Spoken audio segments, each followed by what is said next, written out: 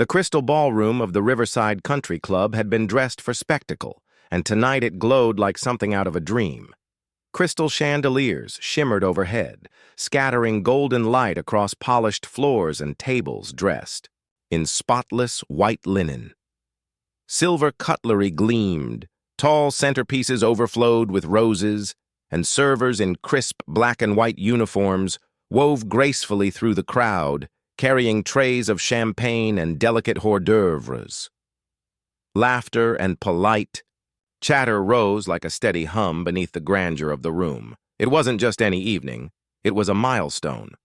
Tonight, more than 300 people had gathered to celebrate the retirement of Raymond Golden, the man who had built Golden Construction from a humble two-man crew into one of the state's most powerful and respected contractors. Corey Golden stood near the edge of the room, tugging at the lapel of his navy suit jacket as he scanned the sea of faces. Politicians, city officials, rival contractors, investors, and longtime employees, all here to honor his father's 43 years of sweat and grit. Corey, 32, carried the physique of a man molded by labor, lean, strong, with shoulders that remembered the weight of steel beams and hands that had been calloused by years of heavy work. Lately, though, those rough hands stayed hidden under a pair of expensive leather gloves, a new habit of his. His cousins, still proud of their calloused palms, gave him questioning glances. "There's my boy!" Raymond's booming voice carried across the ballroom like a drum beat. Corey turned. His father moved through the crowd with a presence that demanded attention. At 68, Raymond's hair was silver and styled with care, his tuxedo cut to emphasize that he was still broad-shouldered and imposing. Behind him came Glenn Golden, 4 years older than Corey and as polished as ever. Glenn was draped in an Italian suit that probably cost more than the annual salary of half the men who had built their projects brick by brick. Glenn had always been the shining one, the one groomed for handshakes and leadership, the Harvard MBA, the one with a perfect smile fixed by orthodontists and summers spent at tennis clubs or in Europe. Corey's summers had been spent differently, sweating under the sun, learning how to operate machinery, reading blueprints, pouring foundations, and carrying steel. Glenn learned charm. Corey learned work.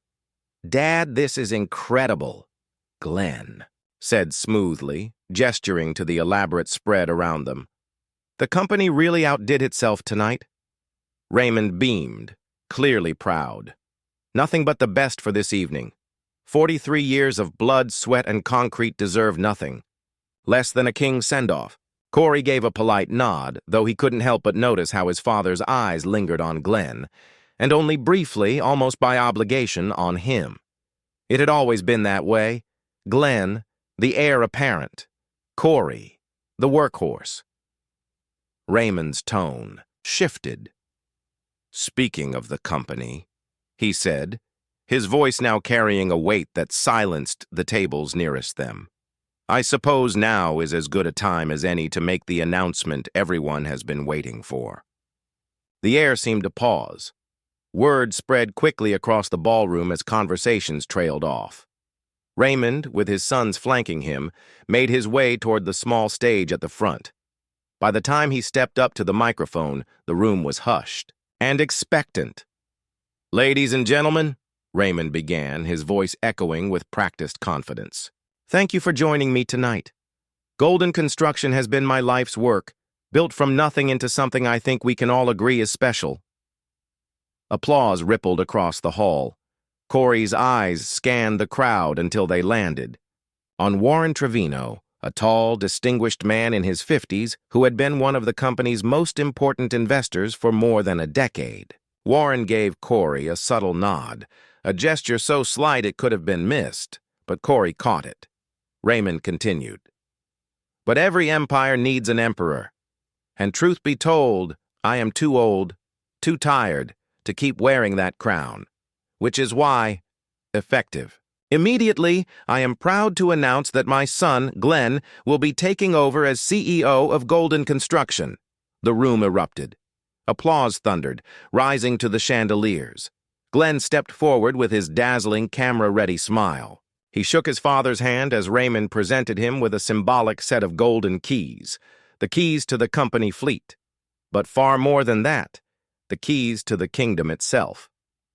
"Thank you, Dad," Glenn said into the microphone, his voice smooth as polished glass.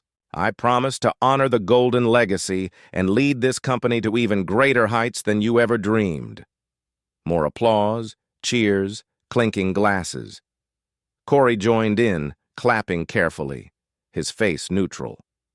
He had known this day was coming, had felt it creeping toward him for years, but the public announcement, the spectacle of it, still cut deeper than he expected. Then Raymond's voice shifted once more. "And of course," he said, smiling faintly, "I haven't forgotten my other son." The crowd quieted again. Raymond disappeared behind the stage for a brief moment and returned holding something unexpected. A battered metal lunchbox. Its green paint was chipped, rust spotting the edges. A faded Mickey Mouse decal clung desperately to the front. The room murmured with curiosity. "Corey," Raymond said, his smile not quite warm, "this is all your blue-collar mind can handle." The words landed like a hammer blow. A few people chuckled awkwardly, unsure if it was a joke or an insult. Glenn laughed louder than necessary, his echo cutting through the uneasy silence. Corey stepped forward. He accepted the lunchbox silently, the cool metal heavy in his palms. He recognized it instantly. It had belonged to his grandfather, carried to the steel mill every day for 30 years before being passed down. Now, his father had twisted it into something else, not a symbol of legacy, but a weapon of humiliation. Corey lifted his head, his voice calm though fury burned inside him. "I appreciate the reminder of where we came from, Dad. Grandpa always said this lunchbox fed a family and built character. I'll treasure it." The crowd shifted uncomfortably. Some guests looked moved by Corey's words, others glanced away, unwilling to acknowledge the cruel contrast on display. Glenn kept smirking, clearly pleased with the public belittlement of his younger brother. The party carried on, but the mood had shifted. Corey mingled quietly, shaking hands, accepting stiff congratulations and awkward pats on the shoulder. Some employees approached with genuine sympathy, others leaned quickly toward Glenn, eager to curry favor with the new CEO. "That was unnecessary," came a voice behind him. Corey turned. Warren Trevino stood there, 2 glasses of whiskey in. "Hand? Thanks," Corey said, accepting one. "Though I suppose I'd better get used to it. The new regime begins tomorrow." Warren studied him with sharp, unreadable eyes. "Tomorrow is going to be an interesting day." "How so?" Corey asked. "You'll see." Warren's lips curled into a cryptic smile. "Just be at the office tomorrow 9 a.m. sharp." Before Corey could press him, Warren had already slipped back into the crowd, leaving Corey standing alone with his thoughts and the weight of his grandfather's rusty lunchbox. Chapter 2. The Inheritance. The next morning broke gray and cold, as though the sky itself reflected Corey's heavy mood. He drove slowly toward Golden Construction headquarters, the 3-story building standing proud on 10 acres of valuable land. Yards of machinery, excavators, bulldozers, concrete mixers, rested idle in the early morning chill. His grandfather had started with nothing more than a rented garage. His father had turned it into an empire, and now it was Glenn's by right. Corey pulled his pickup into the employee lot, deliberately avoiding the executive spots near the front. The lunchbox sat on the passenger seat. On impulse, he grabbed it before stepping out. If his father wanted it to be a symbol, then fine, he'd carry it. Inside, the reception buzzed with nervous energy. The word of Glenn's promotion had spread, like wildfire. Employees were already adjusting their attitudes, their loyalties shifting with the tide. Celia Baxter, the receptionist who had known Corey since he was a boy, offered him a soft smile. "Morning, Corey. How are you holding up? I'm fine, Celia. Is Glenn in yet? Got here an hour ago. He's in your father's... She stopped, corrected herself. His office. Making calls. Corey nodded and moved toward the elevator. On the executive floor, the air itself felt charged. From the corner office, Glenn's voice carried sharp and animated as he talked confidently about efficiency and new directions. Corey ignored it, slipping into his own smaller office and focusing on the Henderson project blueprints spread across his desk. Someone had to keep track of the real work while Glenn played king. But around 8:45, the building's rhythm shifted. Conversations in the hallway dimmed to whispers. Elevator doors opened and shut with unusual frequency. Something was happening. At precisely 9 a.m., Celia's voice came crackling through the intercom. All senior staff to the main conference room immediately. All senior staff to the main conference room. Corey grabbed his coffee and made his way down the hall. The conference room was already packed. Department heads, project managers, administrators, all waiting. Glenn stood tall at the head of the long table, dressed in his charcoal suit and red tie, the perfect image of a CEO. Raymond sat at his right, his presence still commanding despite his supposed retirement. "Thank you all for coming," Glenn began smoothly. "I wanted to speak to everyone right away about the transition and share my vision for the future of Golden Construction." He launched into a polished speech, buzzwords about innovation, expansion, shareholder value. Corey only half listened. His gaze drifted to the glass walls of the conference room. Outside, several men in dark, expensive suits were gathering. At their head was Warren Trevino. "The construction industry is changing," Glenn continued confidently, "and we must change with it. That means making some difficult personnel decisions," but the door swung open, cutting him off. Warren. Trevino stepped inside, followed by 3 unfamiliar men whose posture and bearing made it clear they were men of influence. Their very presence shifted the air in the room. "I'm sorry," Glenn said, his composure slipping slightly. "But this is a private company meeting." "Actually," Warren replied, his voice calm, but carrying an edge of authority, "I think we need to talk." "All of us." Raymond stood slowly, his face puzzled.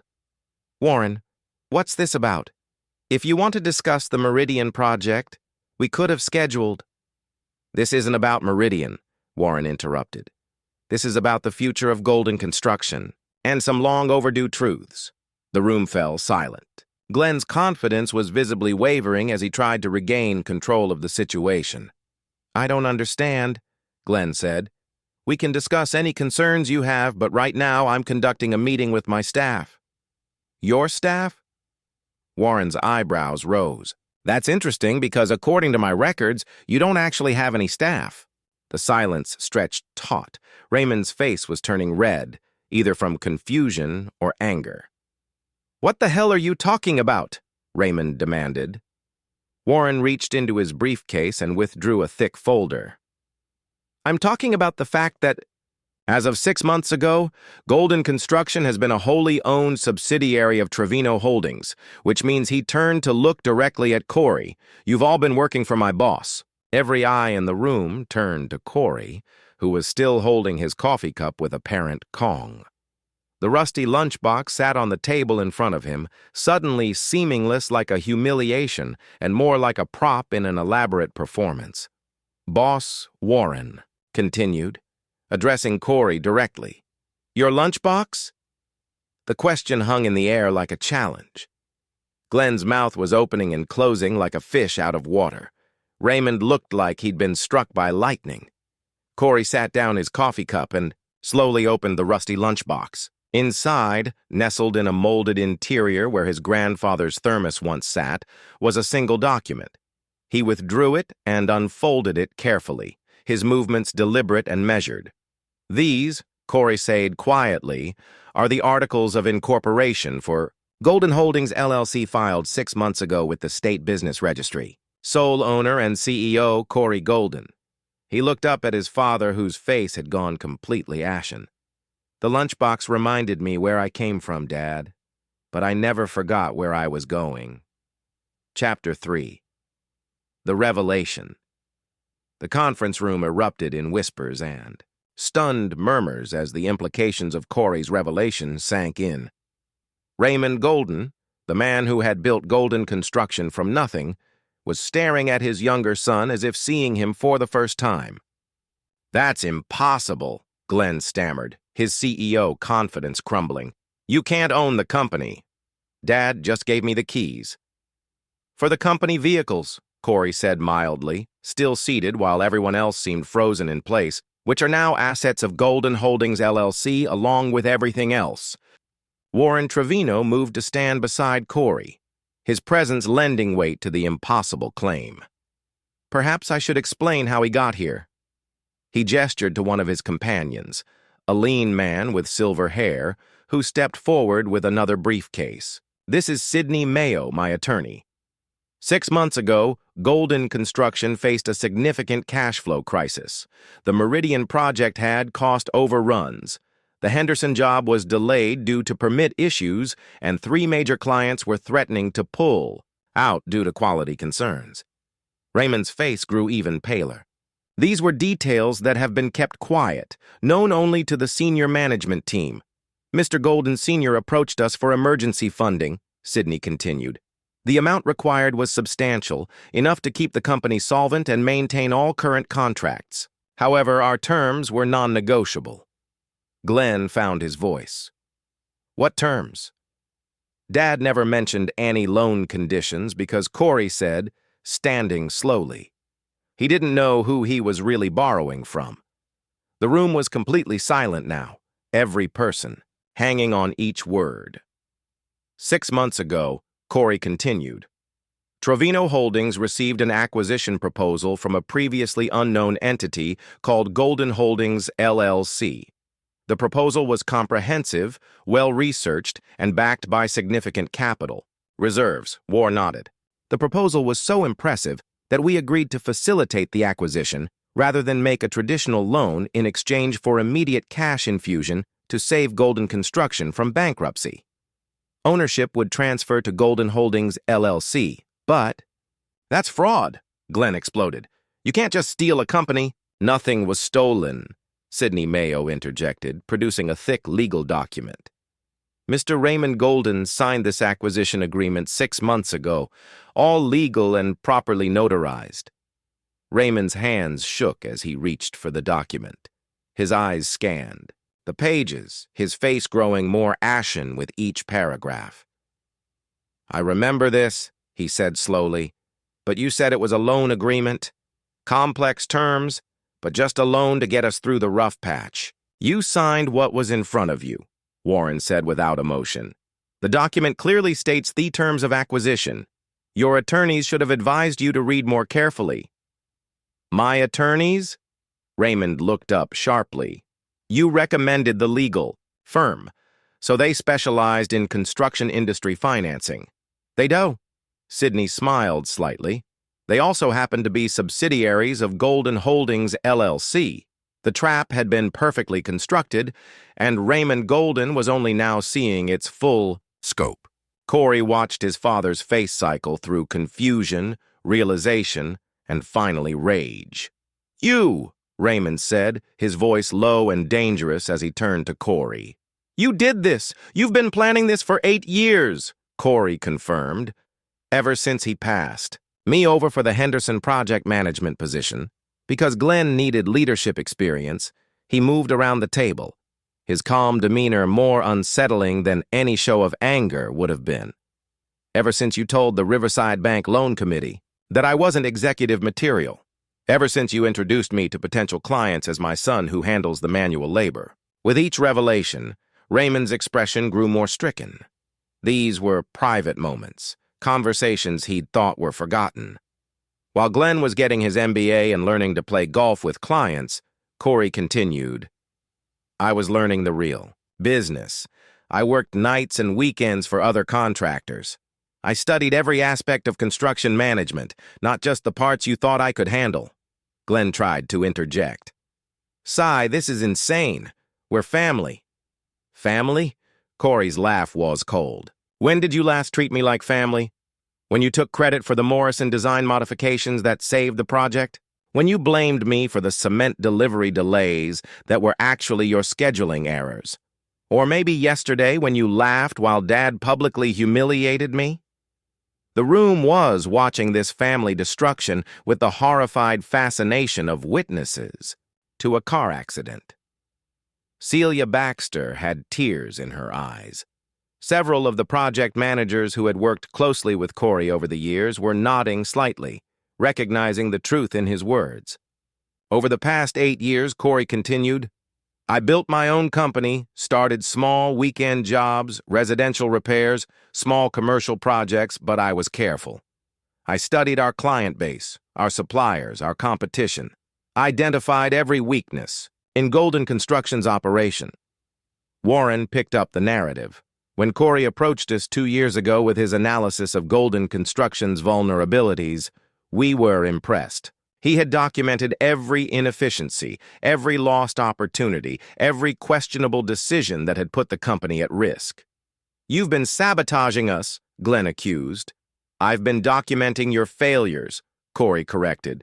The Meridian cost overruns were due to your decision to use substandard materials to increase profit margins. The Henderson delays were caused by your failure to properly coordinate with the city planning office. The client complaints were about work quality that suffered when you started cutting corners to meet Glenn's unrealistic deadlines. Raymond was gripping the edge of the table, his knuckles white. So what now? You destroy everything I built out of spite. No, Dad. Corey's voice softened slightly. I save everything you built. Despite everything, he gestured to Warren, who produced another folder. Golden Holdings LLC will honor all current contracts. All current employees will retain their positions at current salary levels. All vendor relationships will continue unchanged. The only thing that changes is management structure. And what about us? Glenn demanded. Corey looked at his brother for a long moment.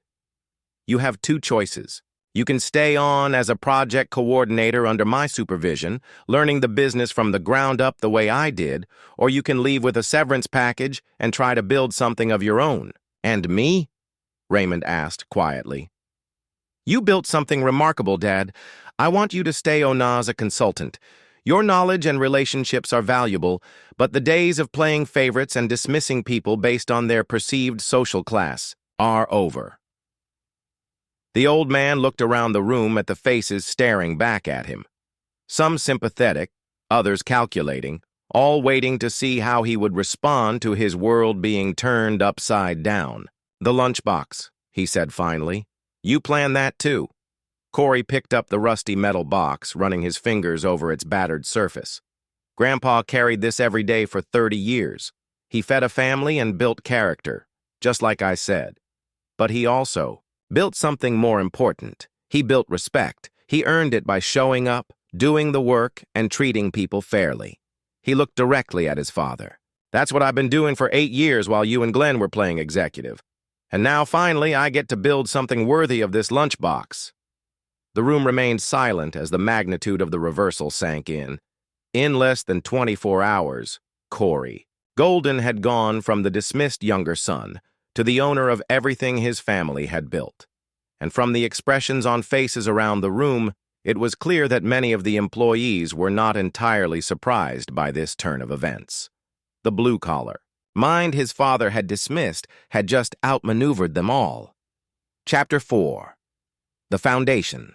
3 days after the conference room revelation, Corey sat in what had been his father's office, now redecorated with his grandfather's old desk and several framed photographs of construction sites.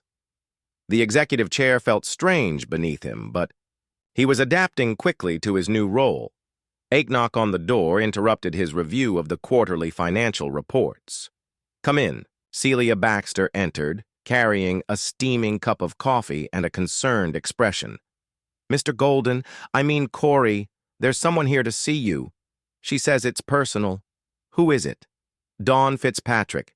She says you'll remember her from the community college construction management program. Corey's face lit up with genuine warmth for the first time in days.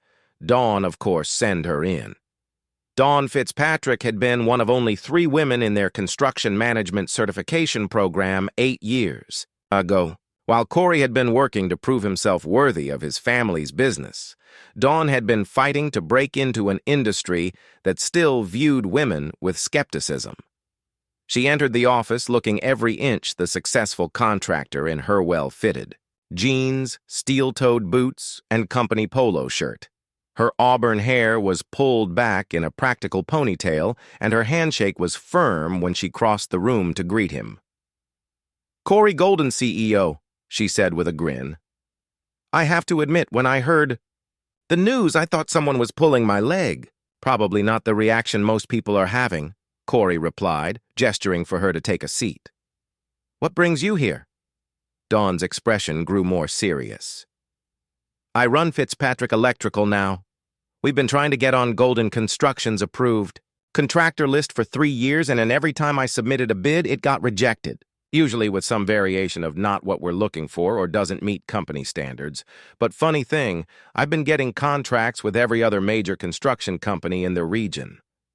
Corey pulled up the vendor files on his computer, scrolling through the electrical contractor approvals. Dawn's company had indeed submitted bids regularly, and each had been rejected despite competitive pricing and excellent references. "Glenn," he said simply, "I figures much man couldn't handle the idea of a woman running electrical work on his projects. Too bad for him. We've built a solid reputation while he was playing old boy club. What's your capacity?" Dawn leaned forward, her business instincts sharpening. "Depends on the project. We can handle most commercial electrical work in-house, and I have relationships with other trades for larger jobs. Why? Because I'm about to clean house and I need contractors I can trust." Corey turned his monitor so she could see the current project. List: Henderson project needs electrical work. That's 6 weeks behind schedule. The Morrison renovation has had 3 different electrical subs, and none of them can work with the architect's specifications. "I know both those projects," Dawn said, studying Screen Morrison's The Old Bank Building downtown. "That's a challenging retrofit, but doable if you know what you're doing. When can you start?" "Tomorrow, if you need me to." They spent the next hour going over project specifications and contract terms. Dawn's knowledge was impressive, her pricing fair, and her enthusiasm evident. By the time she left, Corey had authorized her company for 3 major projects. As afternoon turned to evening, Corey found himself alone in the building except for the security guard. The silence was broken by footsteps in the hallway, and Glenn appeared in the doorway looking haggard and defeated. "Can we talk?" Glenn asked. "Of course. Sit down." Glenn slumped into the chair Dawn had vacated earlier, running his hands through his perfect hair. "I've been thinking about what you said, about staying on as a project coordinator, and I don't know if I can do it. Taking orders from my little brother, starting over at the bottom. It's humiliating." Corey studied his brother's face, seeing genuine vulnerability for the first time in years. "Do you know why I really did this, Glenn? Because you hated us. Because I love this company." Corey leaned back in his chair. Grandpa started Golden Construction because he believed hard work and fair dealing would build something lasting. Dad turned it into a real business, created jobs for hundreds of people, but somewhere along the way, it stopped being about the work and started being about the status. Glenn looked up. "I thought I was doing what Dad wanted. You were. But Dad was wrong about what this business really needs." Corey pulled out a photo from his desk drawer. A black and white image of his grandfather standing next to the company's first truck. That man built this company with his hands and his reputation. Every worker respected him because he never asked them to do anything he wouldn't do himself. "I never learned how to do the actual work," Glenn admitted. "Dad always said that was beneath me. It's not too late. Stay on, learn the business from the ground up. In 5 years, you could be running operations as someone who actually understands construction instead of just managing it." Glenn was quiet for a long moment. What about Dad? What about him? He's not handling this well. He's been drinking more, staying in his study. I think he's ashamed. Corey felt a pain of sympathy despite everything. He built something remarkable. I'm not trying to destroy his legacy. I'm trying to save it. He sees it as betrayal. Maybe it was. But sometimes betrayal and salvation look the same from different angles. Glenn stood slowly. I'll think about your offer, but I need time to figure out who I am without the title and the corner office. After Glenn left, Corey remained in the office until well past midnight, reviewing personnel files and project reports. The company his father had built was impressive, but it was also fragile. Too many contracts have been won through relationships, rather than competitive bidding. Too many employees have been promoted based on loyalty rather than competence. Too many corners have been cut in pursuit of quick profits. The work ahead would be challenging. But for the first time in years, Corey felt like he was exactly where he belonged. The rusty lunchbox sat on his desk, a reminder that success built on solid foundations would always outlast success built on shifting sand. His phone buzzed with a text message from Warren Trevino. Board meeting tomorrow at 10 a.m. Time to discuss the future. Corey smiled slightly. The foundation was set. Now was time to build something worthy of his grandfather's legacy. Chapter 5. The Price of Ambition. The Trevino Holdings boardroom occupied the entire top floor of the Meridian Tower, offering panoramic views of the city skyline. Corey arrived early, using the time to study the other buildings visible from the floor-to-ceiling windows. Half of them have been constructed by Golden Construction over the past 2 decades. Warren Trevino entered precisely at 10 a.m., followed by 3 other board members and Sidney Mayo. The attorney carried a thick briefcase and wore the expression of someone about to deliver complicated news. Corey, thank you for coming, Warren said, taking his seat at the head of the polished conference table. We need to discuss the next phase of our arrangement. I thought Golden Holdings was autonomous, Corey replied carefully. It is within parameters, but you should understand the full scope of what we've accomplished together. Warren nodded to Sidney, who opened his briefcase and withdrew a folder marked confidential. 6 months ago, when your father approached us for emergency funding. Golden Construction was 30 days from bankruptcy. However, the company's financial problems weren't entirely due to market conditions or project overruns. Sidney slid a document across the table. These are records of payments made by Golden Construction to various consulting firms over the past 3 years. Consulting firms that provided minimal actual services. Corey scanned the payments, his jaw tightening as he recognized the pattern. Shell companies controlled by your brother, Warren confirmed. Glenn had been systematically draining company resources to fund his lifestyle. The Meridian cost overruns you mentioned were partially genuine, but a significant portion of the missing money went to pay for Glenn's gambling debts. The room fell silent as Corey processed this information. His elaborate plan for corporate takeover suddenly seemed less like brilliant strategy and more like necessary surgery. How much? Corey asked quietly. Over $2.7 million in 3 years, Sidney replied. Hidden through a network of fake consulting contracts, inflated supplier invoices, and creative accounting. Dad knew. We don't believe so. Your father was focused on the big picture, major contracts and client relationships. He trusted Glenn to handle the operational details. Warren leaned forward. This is why our acquisition terms were so specific. We weren't just buying a construction company. We were preventing a criminal enterprise from destroying itself. What kind of gambling debts? High-stakes poker games, sports betting, some casino markers. Glenn had gotten involved with some very dangerous people who weren't interested in hearing about cash flow problems. Corey felt the pieces clicking into place. His brother's increasingly erratic behavior, the pressure for quick project completions, the corner cutting that had damaged their reputation. It all made sense now. Are these people still a threat? They were paid off as part of our agreement, considered a business expense. And Glenn knows, you know. Warren's smile was cold. He knows we have the documentation. He also knows that his cooperation with the transition was non-negotiable. Corey sat back in his chair, reevaluating everything he thought he understood about the situation. So when I approached you 2 years ago with my acquisition proposal, we were already investigating Golden Construction as a potential problem. Your plan simply provided an elegant solution that served multiple purposes.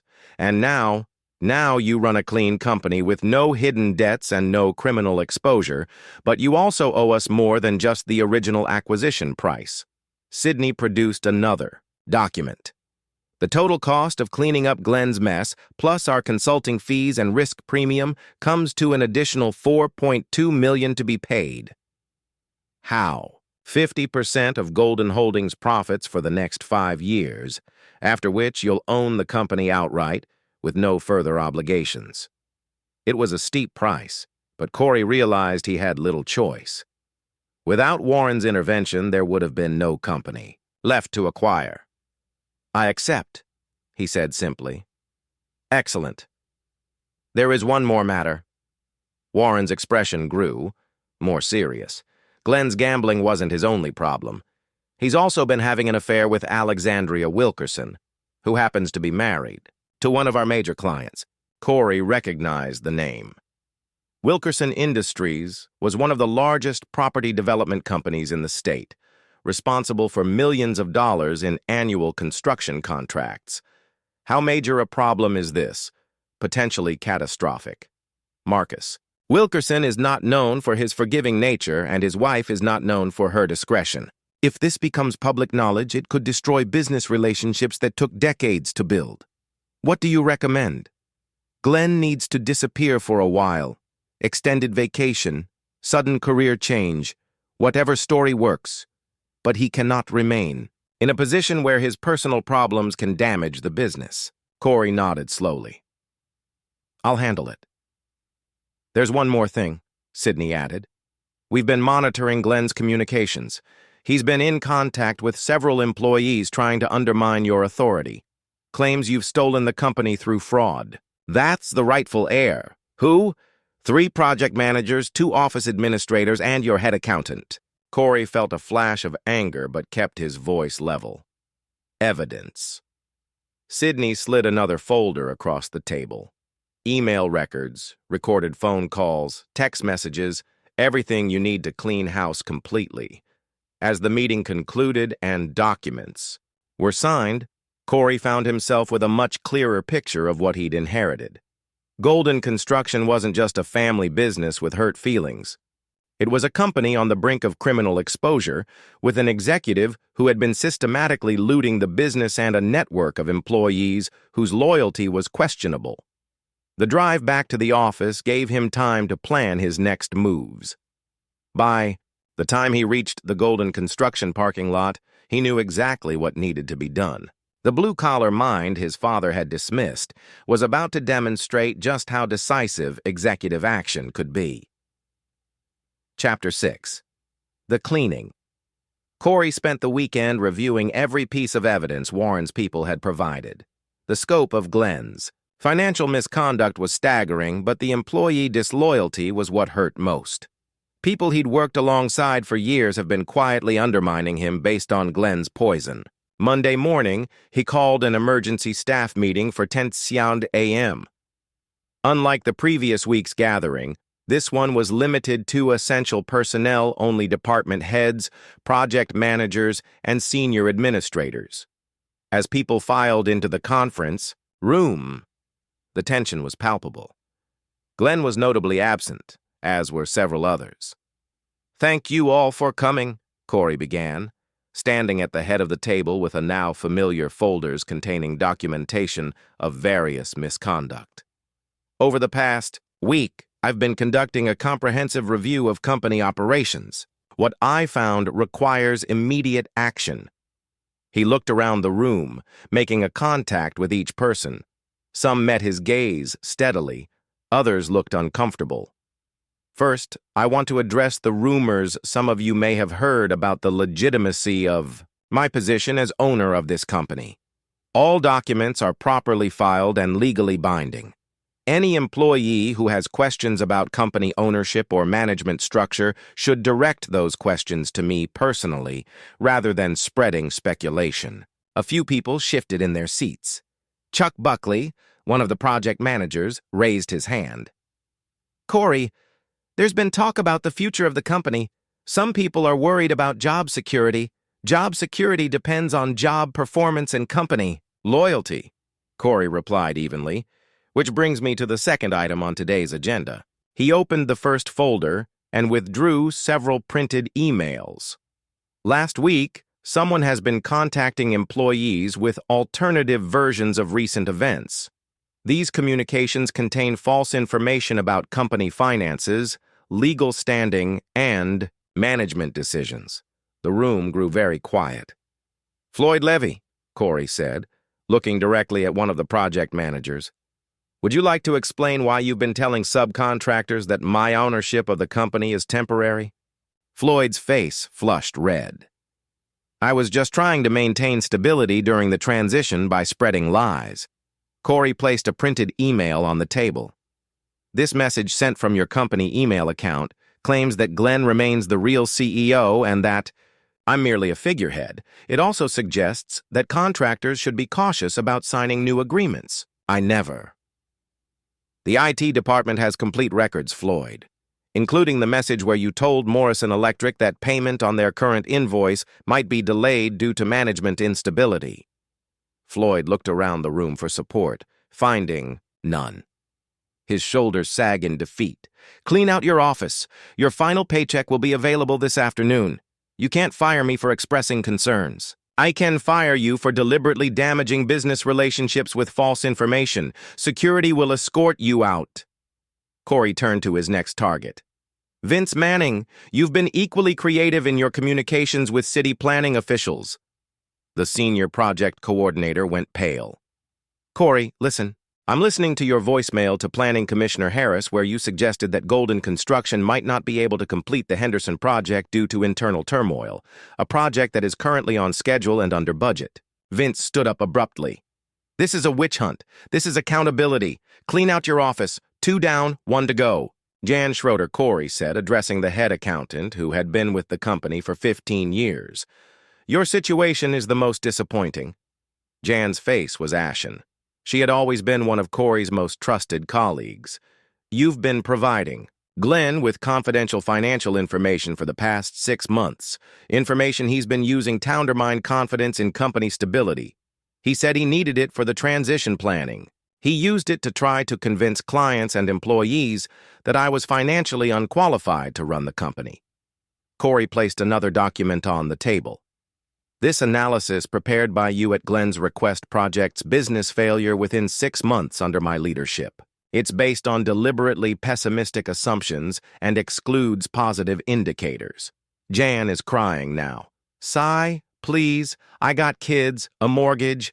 I can't lose this job. You should have thought about that before you decided to participate in corporate sabotage. I'll make it right. I'll tell everyone the truth about Glenn's financial problems. Corey paused. What do you know about Glenn's financial problems, the consulting payments, the fake invoices? I helped him set up some of the accounts. Jan's voice was barely above a whisper. He said it was temporary just to get through a rough patch. The room was completely silent now. Even the remaining employees who had been loyal to Corey looked shocked by this revelation. You've been helping my brother embezzle from the company? Jan nodded miserably. He said your father knew, said it was just advanced compensation for future performance bonuses. Corey felt a cold rage building in his chest, but his voice remained steady. How much do you know about his gambling debts? Gambling debts? Jan looked genuinely confused. Never mind. Clean out your office. Consider yourself fortunate that I'm not pursuing criminal charges. As the 3 disgraced employees left the room under security escort, Corey addressed the remaining staff. Let me be absolutely clear about expectations going forward. This company will operate with complete transparency and accountability. Anyone who has concerns about management decisions or company direction should bring those concerns directly to me. Anyone who chooses to undermine company operations through gossip, false information, or divided loyalty will be terminated immediately. He looked around the room, won more time. Are there any questions? Silence. Good. Now let's get back to work. We have a company to rebuild. As the meeting dispersed, Corey remained in the conference room with the evidence files spread before him. 3 trusted employees were gone, but the remaining staff had received a clear message about the new reality. His phone buzzed with a text from Glenn. "We need to talk now." Corey replied, "My office. 1 hour." It was time for the final confrontation with his brother. The cleaning was almost complete.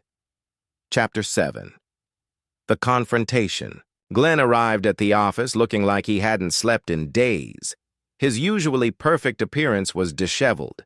Wrinkled shirt, unshaven face, and bloodshot eyes that spoke of too much alcohol and too little rest. Hez lumped in the chair across from Corey's desk without being invited. "You destroyed me," Glenn said, his voice. 3 people fired because they were loyal to me. 3 people fired because they were disloyal to the company, Corey corrected. "There's a difference, is there?" Glenn's laugh was bitter. "You've systematically eliminated everyone who might question your hostile takeover." Corey opened the folder containing evidence of Glenn's financial misconduct and slid it across the desk. Read. Glenn's face went through a series of expressions as he scanned the documents. Confusion, recognition, and finally defeat.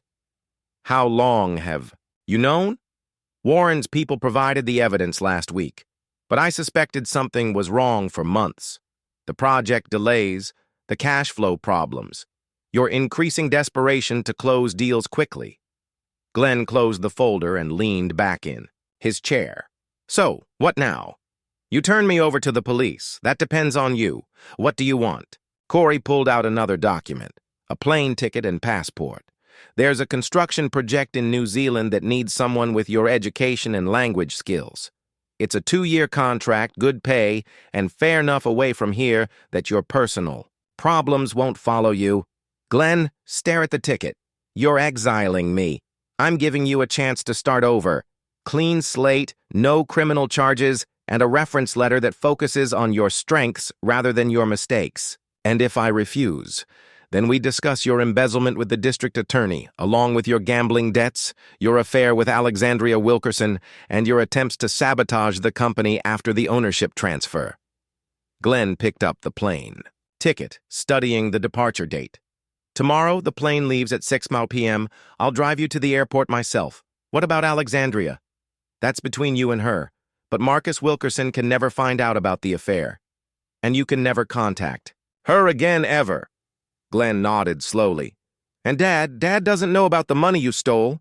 As far as he's concerned, you're taking an overseas opportunity to gain international experience. You're protecting him. I'm protecting the family name. There's a difference." They sat in silence for several minutes, the weight of destroyed relationships and lost futures hanging between them. "I didn't mean for it to get so bad," Glenn finally said. "It started with just a few thousand toe-cover poker losses. I thought I could pay it back before anyone noticed. But you couldn't stop gambling. The games were how I made business connections. High-stakes poker with developers and city officials. I won more contracts at those tables than I ever did in boardrooms, and lost more money than those contracts were worth." Glenn nodded miserably. "When the debts got bigger, the games got bigger. I thought one good night would fix everything. Instead, you nearly destroyed everything Grandpa and Dad built." "I know." Glenn's voice was barely audible. "I know what I am." Corey felt a moment of sympathy for his brother, but it passed quickly. Glenn's self-pity wouldn't repair the damage he'd caused or restore the trust he'd betrayed. "There's something else you need to know," Corey said. "Mom called this morning. She wants to have lunch tomorrow before your business trip to New Zealand." Glenn winced. Their mother had always been his strongest supporter, blind to his faults and quick to make excuses for his failures. What did you tell her? The truth. That you're taking on an international project to expand your experience base. She's proud of you for being so ambitious. And Dad is struggling with everything that's happened, but he'll adapt. He's tougher than you think. Glenn stood slowly, the plane ticket clutched in his hand. Will you tell him someday about the money? Maybe when he's strong enough to handle it? And will you forgive me? Corey considered the question seriously. I don't know. Ask me in 2 years when you come back. If I come back, you'll come back. Running away isn't a solution. It's just a pause. Eventually, you'll have to face what you've done and decide who you want to be. Glenn moved toward the door, then stopped. The company will be better without me. Yes, it will. You're going to succeed, aren't you? Really succeed, not just manage to climb. That's the plan. Glenn nodded one final time and left the office. Corey watched through his window as his brother walked across the parking lot to his car, looking smaller and older than his 36 years. 24 hours later, Corey stood in the airport departure lounge, watching Glenn's plane taxi toward the runway. They hadn't spoken much during the drive. There was nothing left to say. Glenn had hugged their mother goodbye, shaken their father's hand, and promised a call when he reached Auckland. As the plane disappeared into the cloudy sky, Corey felt a complex mixture of relief and sadness. The immediate threat to the company was eliminated, but at the cost of his family's unity. Glenn was gone. Their father was barely speaking to him, and their mother was confused by the family tension. She couldn't understand. His phone buzzed with a text from Don Fitzpatrick. Morrison electrical work complete, under budget and ahead of schedule, ready for the next challenge. Corey smiled slightly. Glenn was gone, but the company remained. There was work to do. Chapter 8. The Reckoning. 3 months after Glenn's departure, Golden Construction was operating with an efficiency that surprised even Corey.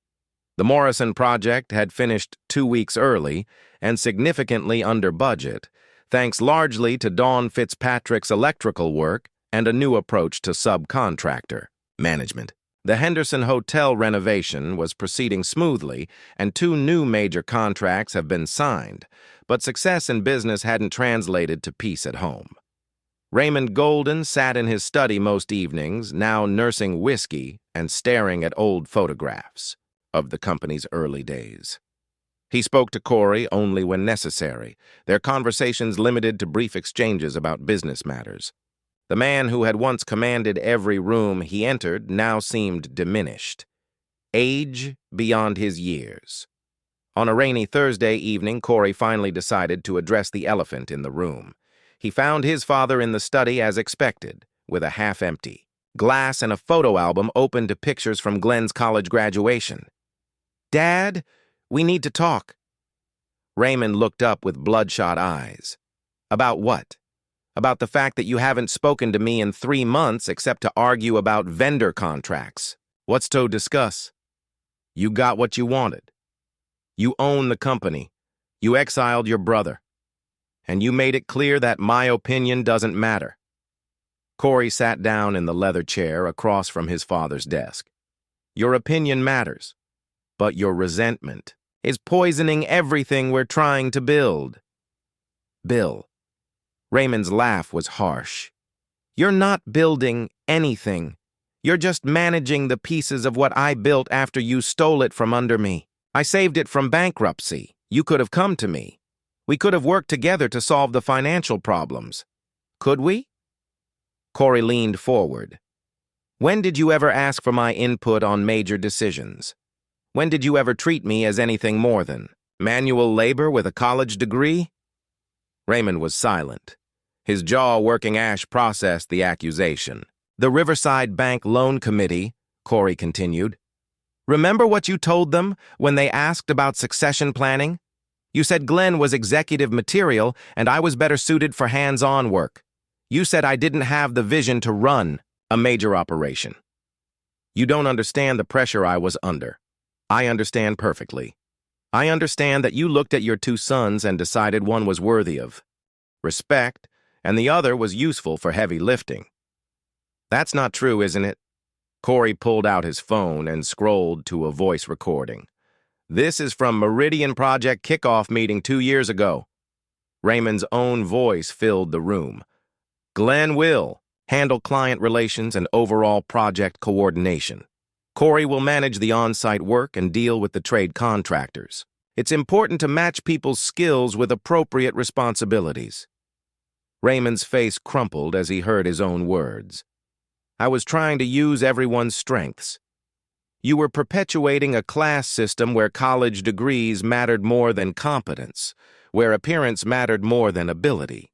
The room fell silent, except for the rain against the windows and the ticking of the grandfather clock in the corner. Glenn embezzled over $2.5 million from the company, Corey said quietly. Raymond's head snapped up. What?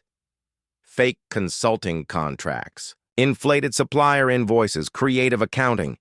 He's been stealing from us for 3 years to cover gambling debts. That's impossible. Corey placed the evidence folder on the desk. Warren's investigators documented everything. Glenn was 30 days away from being arrested when I took over. Raymond's hands shook as he opened the folder and began reading. His face cycled through disbelief, anger, and finally devastation. Jan Schroeder was helping him. Corey continued. She thought you knew about it. Thought it was some kind of executive compensation arrangement. My God. Raymond's voice was barely a whisper. How could I not have seen this? Because you trusted Glenn to handle the details while you focused on the big picture. Because you believe his lies about project costs and timing delays. Because you wanted to believe your golden child was everything you thought he was. Raymond closed a folder and slumped his share. He destroyed everything. No, Dad. He damaged things badly, but he didn't destroy everything. We still have our reputation with most clients. We still have good employees and solid relationships with suppliers. The company is profitable again. But the family is what we make it. Glenn made his choices. You made yours. I made mine. Now we have to live with the consequences. Raymond was quiet for a long time, studying the photographs on his desk. Finally, he looked up at Corey with eyes that seemed clearer than they'd been in months. What do you need from me? I need you to stop grieving for a company that never really existed and start helping me build one that can last another generation. And what about Glenn? Glenn is learning to build things with his own hands for the first time in his life. Maybe that's exactly what he needs. Raymond nodded slowly. Your grandfather would be proud of you, not for taking over the company, but for saving it. I hope so. He always said the lunchbox was the most important tool a working man could own. Kept you fed so you could keep working, but also reminded you where you came from. That's why I kept it on my desk. Raymond smiled for the first time in months. Smart move. Nothing wrong with remembering that honest work builds character, and character builds everything else. Father and son sat together in comfortable silence as the rain continued outside. The conversation hadn't solved everything, but it was a beginning. The Golden family was learning to rebuild itself, one honest conversation at a time. Chapter 9. The Legacy. 1 year later, the Golden Construction Company picnic was held at Riverside Park, the same location where the company had celebrated every summer for the past 20 years. But this year felt different. The tensions and uncertainties that had marked previous gatherings were replaced by an atmosphere of genuine celebration and optimism. Corey stood near the grills, flipping burgers alongside several of his project managers. His sleeves rolled up and his tie discarded hours ago.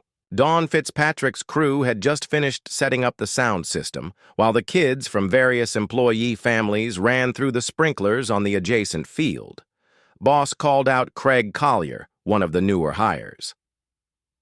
The Meridian Project team wants to know if you're planning to give a speech. Do I look like someone who gives speeches? Corey replied, gesturing to his grass-stained jeans and company polo shirt. "You look like someone who saved our jobs and built us a company worth working for," said Michelle Greer, the new head accountant who had replaced Jan Schroeder. "So, yeah, I think you should give a speech." Corey looked around the park at the gathering of employees and their families. A year ago, many of these people have been worried about their job security. Now they were sharing a celebration of the company's best financial year in its history. "All right," he said, wiping his hands on a towel, "but keep it short." Someone called for attention, and gradually the crowd gathered around the picnic pavilion. Corey climbed onto a picnic table, feeling slightly ridiculous but understanding the importance of the moment. A year ago, he began, "A lot of you were wondering what was going to happen to Golden Construction. New ownership, management changes, some difficult transitions. I know there were concerns about whether we'd maintain our culture and our commitment to quality work." Nods and murmurs of agreement rippled through the crowd. "Today, I can tell you that Golden Construction just completed its most profitable year in company history. We've signed contracts worth over $60 million for next year. We've promoted 8 employees to management positions, hired 23 new workers, and expanded our services into 3 new markets." Applause broke out, genuine and enthusiastic. "But more importantly," Corey continued, "we've proven that a company built on honest work, fair dealing, and mutual respect can compete with anyone. We've shown that treating people right isn't just good ethics, it's good business." He spotted his father near the back of the crowd, standing with some of the longtime employees. Raymond had fully embraced his consulting role, using his relationships and experience to support Corey's leadership rather than undermine it. "My grandfather started this company with nothing but a strong back and a commitment to doing things right. My father built it into something significant. I hope we're proving that we can make it something lasting." More applause, warmer now, but none of that matters if we forget why we're here. We're not here to get rich or famous. We're here to build things that last, to create jobs that matter, to be the kind of company that people are proud to work for and proud to do business with. Corey reached into his pocket and pulled out the rusty lunchbox, now polished, but still bearing the scars of decades of honest use. "This belonged to my grandfather. For 30 years, he carried it to work every day. It fed him so he could keep working, but it also reminded him that there's no shame in honest labor, that the person who builds something has just as much dignity as the person who designs it or manages it." He held a lunchbox up so everyone could see it. "Today, this lunchbox represents all of us. Every person who shows up on time does quality work and takes pride in what they build. We're not just a construction company. We're a family of people who believe that good work done right is its own reward." The applause was thunderous now, accompanied by whistles and cheers. Corey stepped down from the picnic table and was immediately surrounded by employees wanting to shake his hand or clap him on the back. As the crowd dispersed back to food and games, Don Fitzpatrick approached with a beer in each hand. "Nice speech, boss. Very inspiring." "Thanks. Though I still feel weird about the whole boss thing. You'll get used to it. Question is, what's next?" "Next.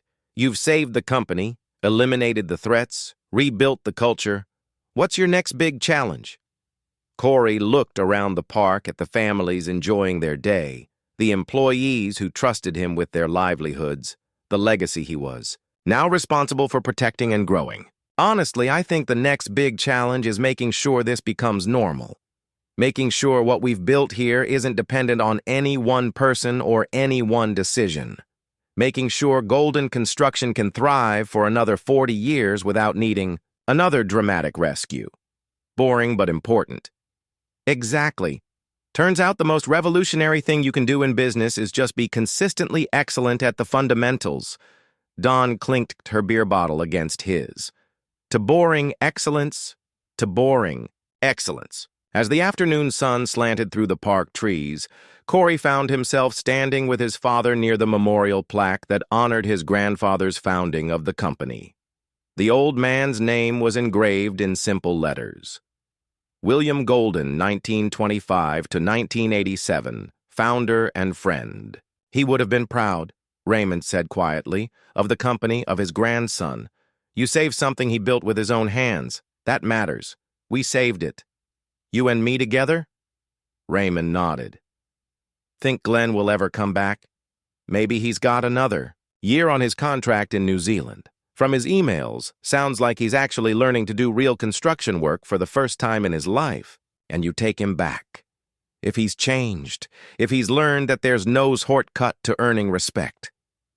They stood in comfortable silence, watching the next generation of Golden construction employees teach their children to throw footballs and navigate three-legged races. The lunchbox was a good symbol, Raymond said finally.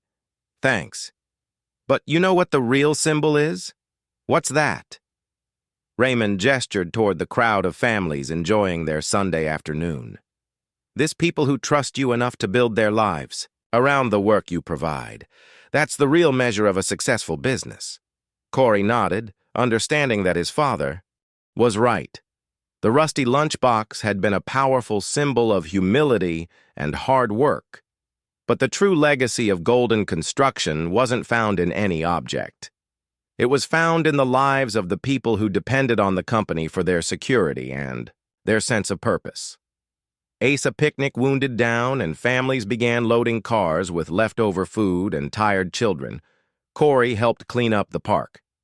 Dawn's electrical crew had already struck the sound system while several project managers coordinated the loading of tables and grills. The last item to be packed was the memorial photo of his grandfather that they brought to every company gathering.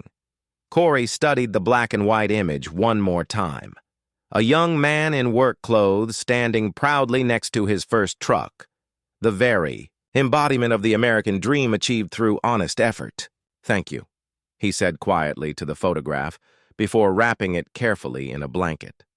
The blue-collar mind his father had once dismissed had proven capable of running a multi-million-dollar operation. But more importantly, it had proven that success built on solid foundations, respect, integrity, and honest work would always outlast success built on shortcuts, favoritism, and false promises. As Corey drove home through the streets his company had helped build, he carried with him the satisfaction of work well done and challenges well met. The rusty lunchbox sat on his passenger's seat, a reminder that the best legacies are built one honest day at a time. Golden construction was no longer just a family business struggling with succession and internal conflict. It had become something larger and more enduring, a testament to the idea that in America, where you start matters, less than where you're willing to go and how much integrity you're willing to maintain along the way. The golden child was gone, but the golden standard remained. And that, Corey thought as he pulled into his driveway, was legacy enough for any lifetime. And there you have it. Another story comes to an end. What did you think? I'd love to hear your thoughts in the comments below. If you enjoy this story, consider joining our community by subscribing. It means the world to us. For more stories like this one, check out the recommended videos on screen, and I'll see you